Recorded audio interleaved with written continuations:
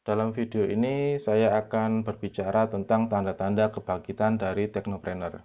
Jadi ada beberapa tanda bagaimana nanti teknopreneur itu akan menguasai pasar.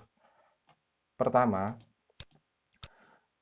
dengan adanya corona atau COVID-19, itu transaksi e-commerce itu tumbuh 26% saat pandemi. Jadi di mana yang lainnya itu malah turun, untuk e-commerce transaksinya itu malah naik.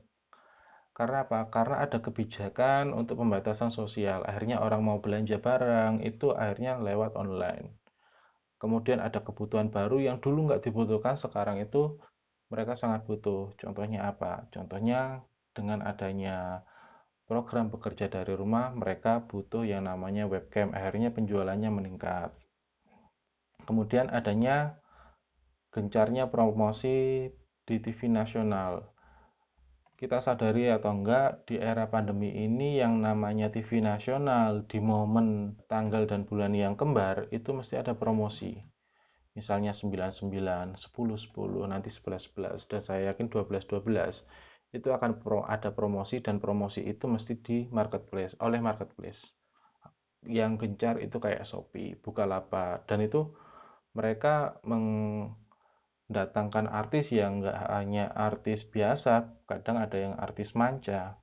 Nah, ini berarti apa? Berarti marketplace itu dia punya pendapatan yang besar untuk membayar TV dan juga menggaji para artis. Berarti apa? Pendapatannya besar, berarti pasarnya sekarang itu lagi kuat-kuatnya. Dulu juga kita tahu yang namanya Ruang Guru itu promosinya gencar-gencar di televisi. Walaupun sekarang sudah agak turun juga. Kemudian transaksi digital itu melonjak 64,48% pada saat PSBB diberlakukan. Pada saat PSBB diberlakukan berarti pada sebelum hari raya. Itu transaksi digital melonjak karena orang nggak bisa ngapa-ngapain, nggak bisa kemana-mana. Adanya peningkatan volume jasa pengiriman. Cara untuk mendeteksi itu sangat mudah walaupun kita nggak tahu transaksi jasa pengiriman itu berapa ya. Caranya itu cukup lihat aja di marketplace. Sekarang yang namanya jasa pengiriman itu banyak sekali pilihannya. Kemudian adanya lonjakan jumlah pengguna e-commerce.